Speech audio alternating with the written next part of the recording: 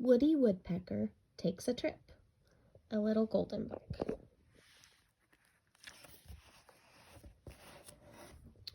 This is from, what does it say? I bet it says on the page. 1961. Here's the picture. I like the illustrations.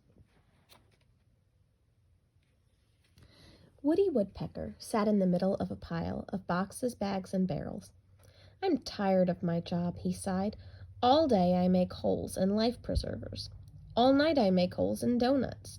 What I need is a change. I need a long, long sea voyage, and that's what I shall have."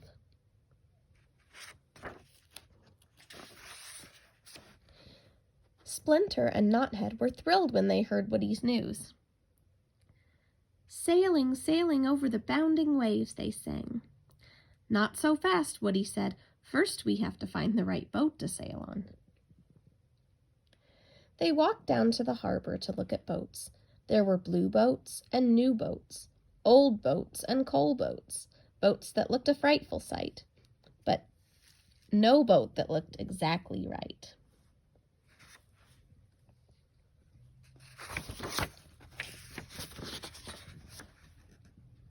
Except for one, and that boat was big and beautiful and seemed seaworthy. They walked closer to have a better look, and Woody fell right over the long legs of a long-faced captain. The captain was moaning and groaning. "My beautiful boat is big and seaworthy, but my beautiful boat is no good. No one will want to sail on such a boat."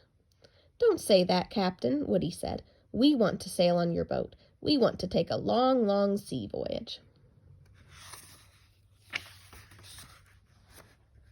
"It's nice of you to try to cheer me up," the captain said, "but just look at that boat. The shipbuilder forgot to put in the windows. There are no portholes. If people sailed on that boat, they wouldn't be able to breathe. No air can get in." Splinter looked at Knothead sadly. Knothead looked at Splinter sadly. They both looked at Woody, who was smiling from ear to ear. "Captain, this is your lucky day," Woody cried. "Look at me. I'm a woodpecker. I can make holes in trees and telephone poles. I can make holes for donuts and holes for life preservers. So why can't I make holes for your boat, too?"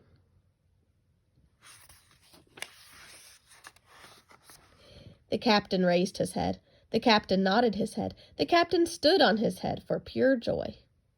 And it was no sooner said than done. Rat-a-tat-tat, Woody made portholes in the port side. Rat-a-tat-tat, Woody made portholes in the starboard side. Rat-a-tat-tat, he made portholes in the stern, and he made portholes in the bow. Wait, is it the bow of a ship or the bow of it? I think it's the bow of a ship. Portholes in the bow. He made dozens and dozens of portholes until the captain cried, "Stop! This boat will be nothing but portholes." Woody beamed with pride as he looked at his work. "There are no finer portholes in any ship," he said. "You have made me the happiest captain in the whole wide world," the captain said. "I want to make you happy too. You shall have your long sea voyage. Meet me here tonight when the moon comes up, and we will sail across the sea."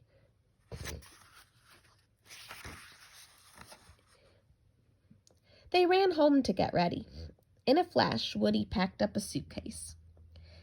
In a twinkling, Splinter and Knothead packed their suitcases too. They turned off the lights, locked the door, left a note for the milkman, and were off. I like the way they drew that moon and tree. And here is the milkman note. The boat was big and perfect for playing games. Splinter and Knothead played leapfrog over the deck chairs, and over the lifeboats, over each other. They played hide and seek in the bedrooms called staterooms, and the kitchens called galleys, and in the boat's elevators and swimming pools. Meanwhile, Woody helped the captain. He fiddled with the weather instruments and faddled with the compasses. He fiddled and faddled too much.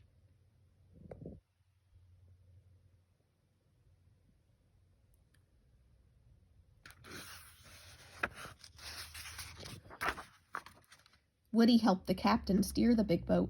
He fiddled the big wheel to the right instead of the left. He faddled the big wheel to the left instead of the right. He fiddled and faddled too much, so one day... "Help! Oh, help!" the captain cried. "Iceberg ahead!" Woody, Splinter, and Knothead peered out of the portholes. Closer and closer loomed a mountain of ice.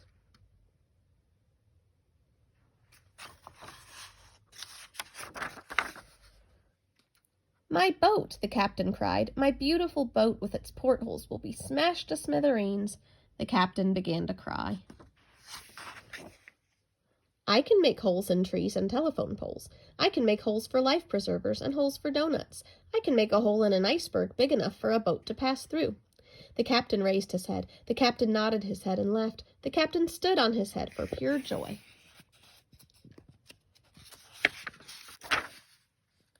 And it was no sooner said than done. Rat-a-tat-tat, Woody drilled a small hole. Rat-a-tat-tat, Woody drilled a bigger hole. Rat-a-tat-tat-a-tat-a-tat-a-tat-tat. Woody drilled a huge, gigantic hole, and the boat sailed right through the big hole in the iceberg. "Hurrah!" the captain shouted. "Hurrah for the porthole maker! Hurrah for the iceberg breaker! Hurrah for Woody Woodpecker!" From the North Pole they sailed to the South Pole. They would have sailed to the East and West Pole, but there aren't any such places.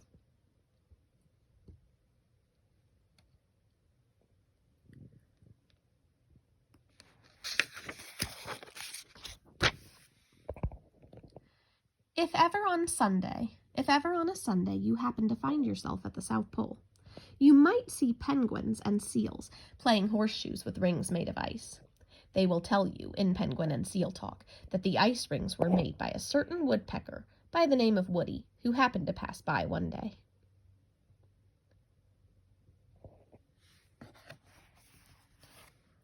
All right, that's all of Woody Woodpecker. Have a good night.